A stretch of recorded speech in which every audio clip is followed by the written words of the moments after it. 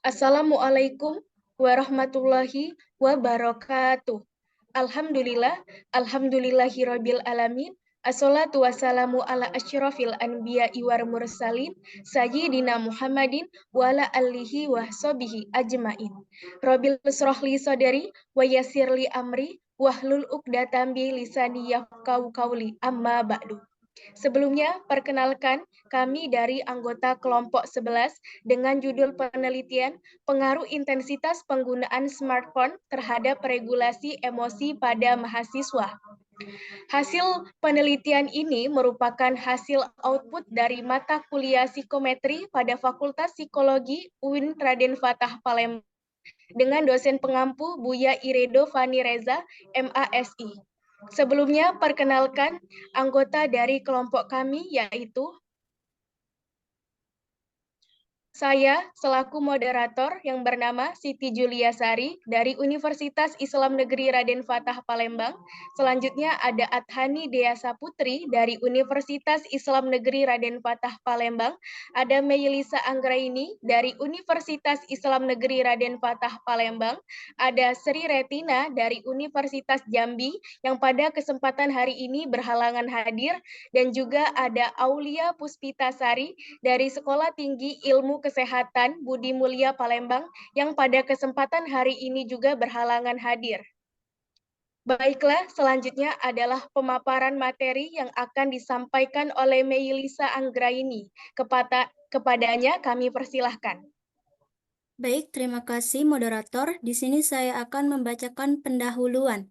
Regulasi emosi menurut Gross adalah proses individu untuk membentuk emosi yang dimilikinya dan tahu cara untuk mengungkapkan ekspresi emosinya. Menurut Harlock, emosi sangat penting untuk diekspresikan karena dengan mengekspresikan emosi secara baik dan benar akan menyiapkan fisik dan mental untuk berinteraksi dengan individu lain. Smartphone atau gadget adalah sebuah perangkat elektronik dengan ukuran yang kecil yang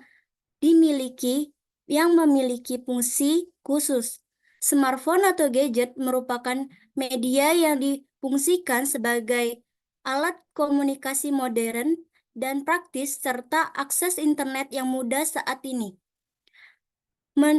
Menurut survei yang dilakukan oleh Asosiasi Penyelenggaraan Jasa Internet Indonesia, menyatakan bahwa penggunaan internet di Indonesia yaitu sebesar 132,7 juta jiwa pada tahun 2016 naik hampir 8% menjadi 143,26 juta jiwa atau 54,68% dari total populasi penduduk Indonesia sebesar 262 juta jiwa adalah pengguna internet, yaitu perangkat yang sering digunakan dalam mengakses internet adalah smartphone atau gadget. Intensitas penggunaan smartphone yang semakin meningkat dan tidak dikendalikan dapat menimbulkan kecanduan smartphone.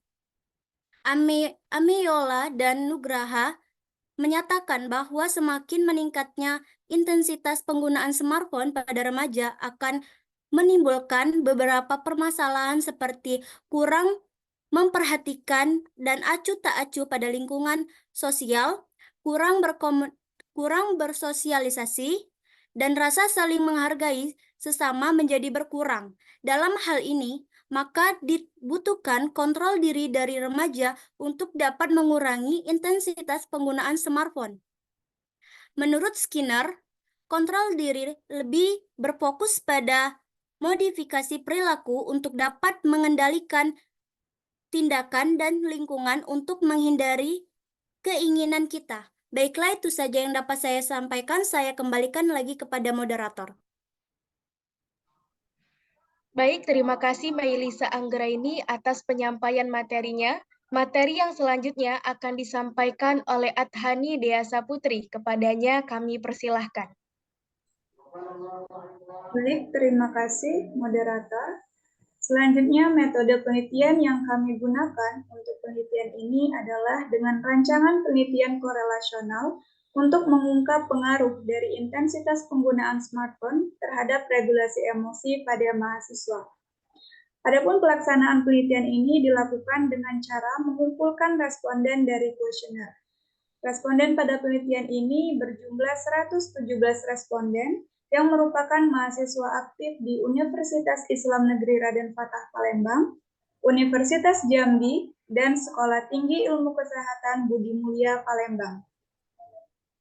Responden pada penelitian ini menggunakan platform Google Form yang berisi total 24 item pertanyaan yang terdiri dari 8 item skala Mobile Phone Involvement Questionnaire atau MPIQ yang dikembangkan oleh Walsh, White, dan Young pada tahun 2010, 6 item skala Young Adult Attachment to Phone Scale atau YAPS yang dikembangkan oleh Trapp dan Barbot pada tahun 2016, serta 10 item skala Emotion Regulation Questionnaire atau ERQ yang diterbitkan oleh James J. Gross dan Oliver Pigeon pada tahun 2003, di mana skala ERQ ini mengukur dua aspek dalam regulasi emosi, yaitu cognitive reappraisal dan expressive suppression.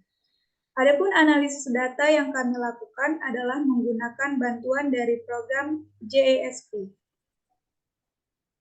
Penelitian ini dilakukan secara online dengan menyebarkan kuesioner melalui Google Formulir dengan responden berjumlah 117 mahasiswa, di mana 102 responden mahasiswa perempuan dan 15 responden mahasiswa laki-laki dengan rentang usia 17 sampai 22 tahun. Penelitian ini dilaksanakan untuk mengetahui apakah ada pengaruh antara intensitas penggunaan smartphone terhadap regulasi emosi pada mahasiswa. Maka, kami mendapatkan hasil yang pertama, berdasarkan pada tabel di samping ini menunjukkan bahwa nilai MEAN pada intensitas penggunaan smartphone mahasiswa laki-laki sebesar 46,933. Sedangkan mahasiswa perempuan sebesar 46,265. Hal ini berarti intensitas penggunaan smartphone pada mahasiswa laki-laki itu lebih besar daripada mahasiswa perempuan. Lalu, nilai MEAN pada regulasi emosi mahasiswa laki-laki sebesar 39,400, sedangkan mahasiswa perempuan sebesar 37,186.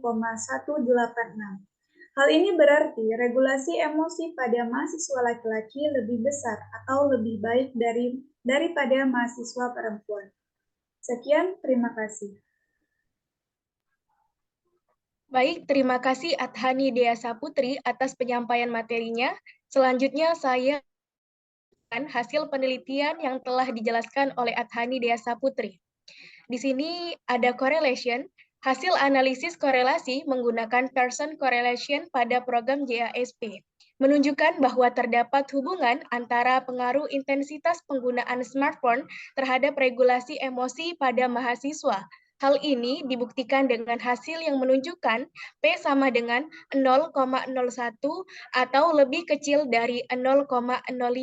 Selanjutnya, berdasarkan hasil pada tabel di atas terkait apakah ada pengaruh intensitas penggunaan smartphone terhadap regulasi emosi pada mahasiswa yang akan menentukan distribusi normal atau tidak.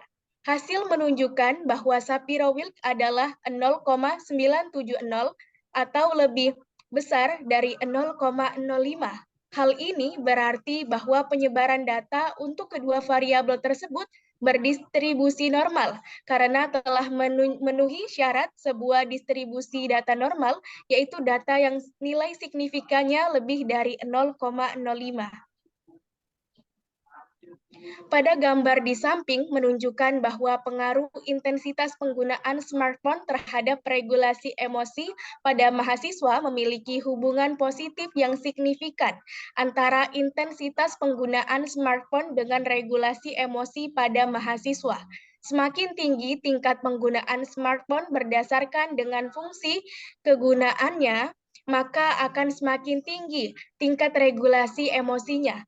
Begitu pula sebaliknya, Meskipun intensitas penggunaan smartphone lebih rendah, tetapi tidak dipergunakan berdasarkan dengan fungsi keperluannya, maka tingkat regulasi emosi rendah.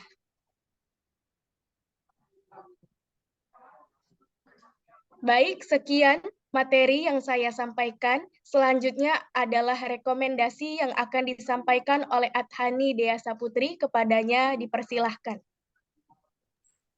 Baik, terima kasih. Saya akan membacakan rekomendasi. Di zaman ini, penggunaan smartphone sudah seperti kebutuhan sehari-hari.